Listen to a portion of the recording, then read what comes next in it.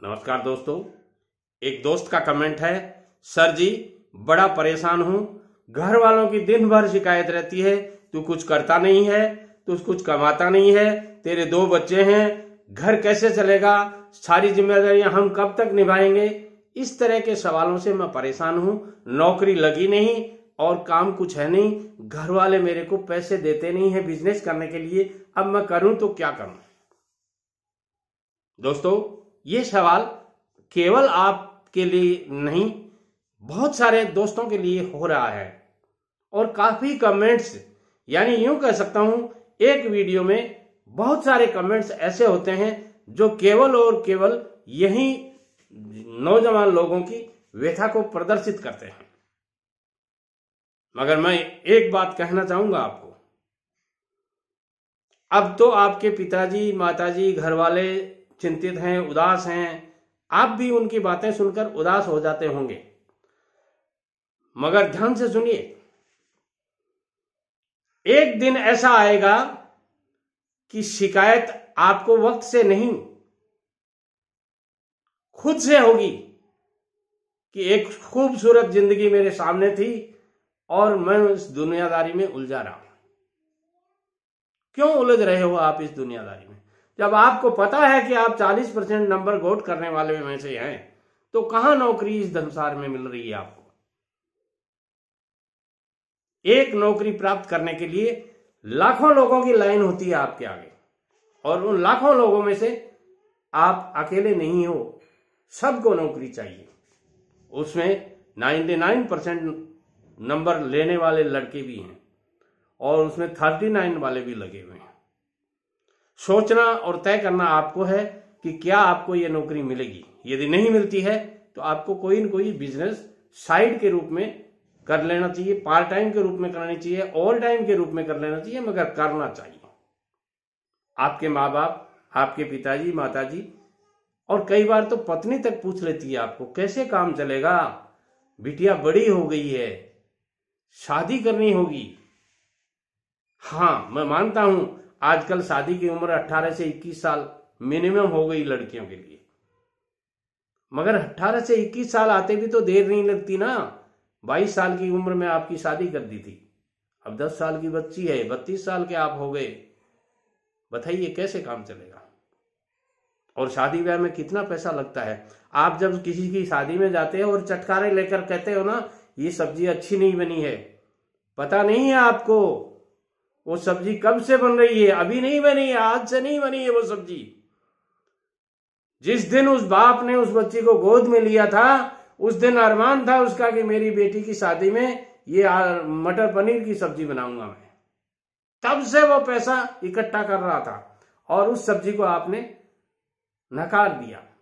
Tent अच्छा नहीं है, कलर ठीक नहीं है, बाकी तो ठीक है, दहेज में क्या दिया, बेटी दहेज में क्या लाई, ये सब पूछते हो। क्या कहूं मैं अब आपको? यदि आप इस तरह करते हैं तो जिंदगी में कभी सफल नहीं होंगे। सहारा दीजिए दूसरों को, मोटिवेट कीजिए दूसरों को। धन्यवाद दीजिए उस पिता को जिसने अपनी बेटी की शादी में इतना पैसा लगाया है। और वो पैसा कहां से आया है पता है आपको? रात को चने चाप कर सोया है वो रोटी की जगह। होटल के 10 रुपए खाने के देने नहीं थे उसके जेब में, और 2 रुपए के भोंगड़े खा करके ऊपर पानी पी के सोया है। तब जाके बिटिया की शादी हो रही है। ऐसे ही नहीं होती है। और आप जिस दिन करेंगे ना, उस दिन पता चलेगा आपको। और ये दहेज की बातें जो आप कर रहे हो ना, दुल्हन दहेज क्या लाई क्या नहीं लाई, जब बिटिया को विदा करेंगे आप, तब पता चलेगा। दोस्तों, शौक की उम्र में सब्र करना सीख लीजिए। उड़ा देते हो धुएं में छल्ले उड़ा करके, बहुत से ऐब आ जाते हैं आप में। छोटी उम्र में ये सारे ऐब सीख जाते हो, ले डूबेंगे आपको ये ऐब। बातें बुरी लगेंगी, कुछ लोग वीडियो छोड़ के जा सकते हैं बीच में, दादाजी क्या बताने लग गए बीच में। अरे बेटे, दुनिया के असली सवाल यही है और इनका जवाब इससे भी करना होना चाहिए। एक बच्चा घर में बैठा सिगरेट फूंक रहा था, कल ही मैंने सोशल मीडिया पे देखा है। उसकी मम्मी आई, और उसने झाड़ू लिया और दे दनाना 10 झाड़ू फेंक दिए उसके ऊपर। मुझे भी अच्छा लगा। वो बच्चा जिंदगी में नहीं पिएगा सिगरेट। छोटी उम्र के बच्चों को ये पता नहीं होता है कि इस सिगरेट में क्या जहर भरा हुआ है। वो बहुत शानदार लगती है आपको। यदि इस तरह के ऐप आप में आते हैं तो पढ़ाई क्या, नौकरी क्या लगेगा आपका? कुछ नहीं लगना है। ऐसी स्थिति में कुछ कहकर मत दिखाओ, आप बोलकर मत दिखाओ, करके दिखाओ। जो लोग करके दिखाते हैं उन्हीं की कद्र होती है इस दुनिया में। और जिन लोगों ने करके नहीं दिखाया, मैं ऐसा कर दूंगा, मैं वैसा कर दूंगा। वो करवा चौथ का व्रत आता है ना, उस दिन एक लड़का बेरोजगार था, शादी हो गई मगर करवा चौथ का व्रत तो मनाना ही पड़ता है, औरतें मनाती हैं। तो उसकी पत्नी ने पूछ लिया, तुम मेरे लिए क्या कर सकते हो? बोले, तुम कहो तो मैं चांद के तारे तोड़ के ला सकता हूँ, चांद और तारों को तोड़ के ला सकता हूँ। उसने कहा, हवेली पे चढ़ी हुई थी, हवेली के पास में एक जांटी लगी हुई थी। बोले, इस जांटी पर चढ़ने के लिए तू हवेली का सहारा लेता है, ऊपर से चढ़ता है, जांटी के ऊपर सीधा नहीं चढ़ सकता, और तू चांद तारे तोड़ने की बातें करता है। तो दोस्तों, ये फर्जी बातें मत कीजिएगा। जीवन को सच्चाई के साथ जीना सीखिए। हर मंजिल हासिल होगी, बस तुम इरादे नेक रखना। जब तक अपने इरादों को नेक नहीं रखोगे, इरादों में सच्चाई नहीं होगी, कुछ नहीं हासिल कर सकोगे। और जिद, जब आप जिद करते हो ना, मैं ऐसा कर लूंगा, ऐसा कर दूंगा, ऐसा कर लूंगा, ये जिद कुछ हासिल नहीं करेगी। जिद होनी चाहिए कुछ हासिल करने की, वरना उम्मीद लगाकर तो हर कोई बैठा रहता है, मैं करोड़पति बनूंगा, मैं वैसा बनूंगा, मैं वैसा बनूंगा। एक आदमी होटल में गया था और जाकर के बैरा को, या जो होटल का वेटर है उसने आकर पूछा, सर आप फिलहाल क्या लेना चाहेंगे? वो भी आपकी तरह झुंझलाया हुआ था। उसने कहा, मैं लेना तो प्रधानमंत्री का पद चाहता था, मगर फिलहाल तो तू एक कॉफी ला दे। तो यदि आप इस तरह ऊंचे पदों की ऊंची बातों करके, या उनके इतने ऊंचे विचार करके, इतने ऊंचे टारगेट जो आप कभी जीवन में प्राप्त नहीं कर सकते, वो बना लेते हो, तो फिर कॉफी के एक कप के ऊपर ही आपको संतोष करना पड़ेगा। नहीं तो मैं कहना चाहूंगा, जिंदगी में एक नियम कर लीजिए। हर दिन आपके टारगेट्स होने चाहिए कि आज के दिन का अपना क्या टारगेट है। हर हफ्ते में आपको अपने टारगेट्स बदलने चाहिए। हर महीने में अपने टारगेट्स को रिव्यू करना चाहिए, और हर साल में अपने टारगेट्स को ऊंचा करना चाहिए।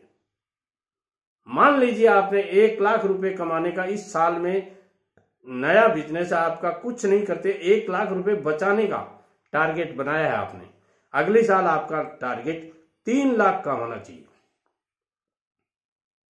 जब 3 लाख का आप टारगेट करेंगे तो निश्चित रूप से आप 2 लाख रुपए कमाएंगे, बचाएंगे। और जब अगली साल आती है तो 3 से उसको 7 लाख का कर दीजिए, 5 लाख जरूर होगा। टारगेट्स ऊंचे रखिए, मगर करोड़ों के टारगेट्स, सोच आपकी है, टारगेट्स आपको बनाने हैं। और जो समस्याएं आपके साथ हैं, वो समस्याएं हर आदमी के साथ होती हैं। ऐसा दुनिया में कोई आदमी पैदा नहीं हुआ है जिसके साथ में समस्या नहीं हो, और ऐसी समस्या कोई नहीं है जिसका कोई समाधान नहीं हो। एक बात और ध्यान से सुनिए, समस्याएं इतनी ताकतवर नहीं हो सकती जितना हम उन्हें मान लेते हैं। आंधी जब आती है ना, गर्मियों में राजस्थान जैसे स्टेट में तो बहुत आंधियां चलती हैं, और जब आंधियां आती है ना तो लोग आवाज देने लग जाते हैं छत पे खड़े होकर के, और एक काड़ी पीड़ी आंधी आ रही है, सब घर का सारा सामान समेट लो, उड़ जाएगा। कोई टिन शेड वगैरह है तो उसको दबा दो, कुछ वजन वगैरह रख करके। और जब वो आंधी अंदर से निकलती है, यानी अपने आसपास से निकलती है, तब फिर आवाज दोबारा देते, अरे भाई जितनी दिख ही बीती तो को नहीं। दोस्तों, मैं कहना चाहूंगा, आप यदि इन मुश्किलों को बड़ी मान लेते हैं, बहुत बड़ी मान लेते हैं, तो वो टारगेट्स आप अचीव नहीं कर सकते। और एक बात और कहूंगा, अनुभव उम्र से नहीं आते हैं। मेरी उम्र के कई आदमियों को ऐसा मैंने देखा है, उनको 9 2 11 25 नहीं पता होता है। उम्र सिर्फ अनुभव सिर्फ परिस्थिति के कारण आते हैं। परिस्थिति का आप सामना करते हैं, जिस परिस्थिति को आप फाइट करते हैं उसी के हिसाब से आपको अनुभव आता है। दुनिया का सबसे बड़ा फायदेमंद सौदा बुजुर्गों के पास में बैठना है। कुछ लम्हे कुछ वक्त उनके साथ बिता करके देखिएगा आपके अनुभव को कितना बढ़ा देते हैं। और यदि बुजुर्ग आपको नहीं मिलते हैं, मैं हाजिर हूं, मेरी चैनल को सब्सक्राइब कर लीजिए और 900 प्लस वीडियोस केवल और केवल मेरे अनुभव के ऊपर आधारित आपके साथ शेयर कर रखा है। प्लेलिस्ट में जाकर के देखिए। नमस्कार।